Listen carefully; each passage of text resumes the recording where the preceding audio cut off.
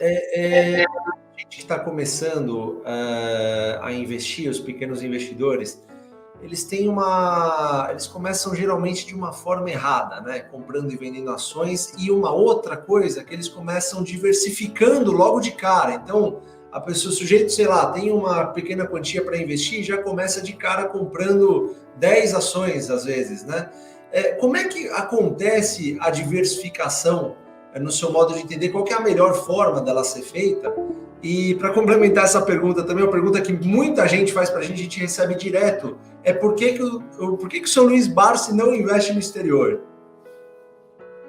Bom, eu não invisto no exterior porque na década de 60, final de 60, 70, eu tive a oportunidade de ir várias vezes para o exterior, especificamente nos Estados Unidos, e eu avaliei a dificuldade que existe de você investir lá no país. Você tem a questão do câmbio, você tem a questão da distância, você tem a questão de você não estar presente, tá entendendo? Você tem a questão de depositar as suas economias na mão de alguém que você não conhece, que nem fala a sua linguagem, entendeu? Tudo é problemático. Então, eu exorcizei da minha postura a vaidade de operar nos Estados Unidos. Primeiro porque eu interpretei que as verdadeiras oportunidades estavam aqui no Brasil. Tanto é verdade isso, que a gente percebe que o capital americano muitas vezes operou aqui no Brasil, não operou só lá nos Estados Unidos, não é? E agora lamenta-se que esses recursos não tenham migrado para cá novamente, porque lá talvez a oportunidade possa ter se apresentado de uma forma mais generosa. Eu digo o seguinte, eu não talvez por um sentido patriótico, né, invejável, mas também pelo sentido patriótico, eu acho que nós temos que investir no nosso país para ajudar que este país cresça, que este país se desenvolva, não é isso? Nós temos tantas dificuldades pela frente que investir no exterior significa dizer uma dupla dificuldade ou uma tripla dificuldade, entendeu? Então, eu continuo acreditando e estou convicto que as grandes e boas oportunidades estão aqui. Por quê? Porque nós temos inúmeras empresas que ainda elas são cotadas abaixo do seu valor de patrimônio, é isso? E isso faz com que a gente tenha uma expectativa favorável em relação a eventuais ganhos por valorização. O Banco do Brasil é um deles. O Banco do Brasil hoje está cotado a 35 e alguma coisa, não é isso? O valor patrimonial dele, se a memória não me trair ainda, ele é superior a R$37, próximo de 38. E é claro que esse valor patrimonial deve prosperar um pouco mais, tá certo? Então, você compra ações de uma empresa abaixo do seu patrimônio, você não tá absolutamente incorrendo nenhum risco. Eu estou falando do Banco do Brasil como um exemplo, mas nós temos inúmeras empresas que prosseguem sendo cotadas abaixo do seu valor de patrimônio. Por isso é que eu acho que a grande oportunidade está aqui, tá certo? Talvez também pela forma com que o brasileiro opera, não é isso?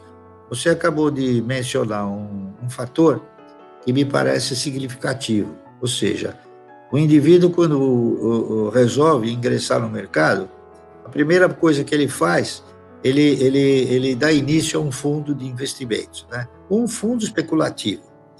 Ou seja, a forma como ele vem, ao invés de pulverizar os seus recursos em 10, 12 empresas, talvez fosse preferível comprar um fundo, que a empresa, o fundo já teria uma postura melhor definida, né, em termos de custos.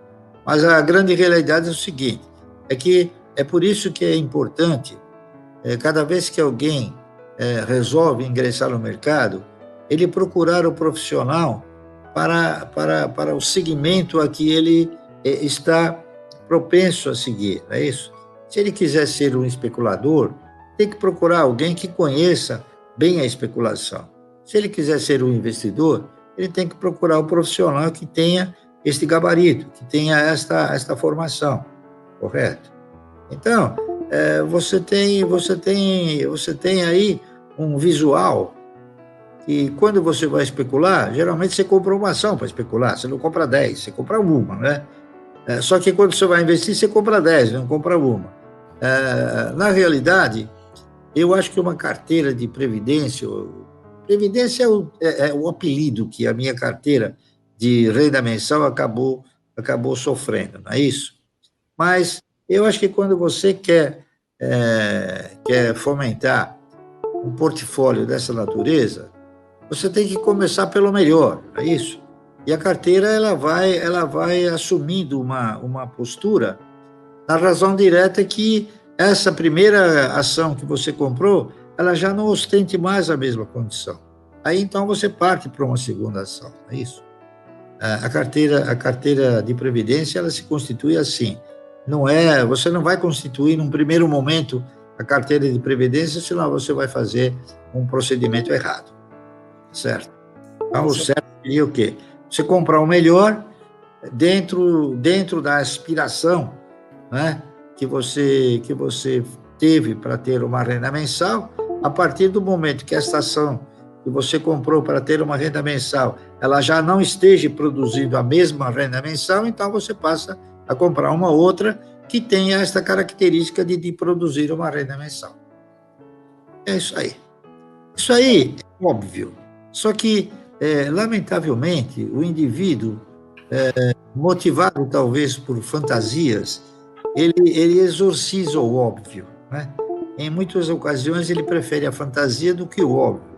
Então, você veja alguns profissionais, algumas pessoas ligadas à orientação do mercado, estimulando o indivíduo a acreditar que ele vai ganhar 1000%, que ele vai ficar rico de repente.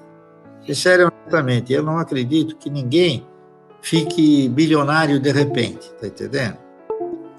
Eu acredito que o cidadão possa ganhar muito dinheiro e acredito que ele possa ficar, não milionário, bilionário, mas ele tem que ter um time, tem que ter um tempo, certo? A verdade é essa.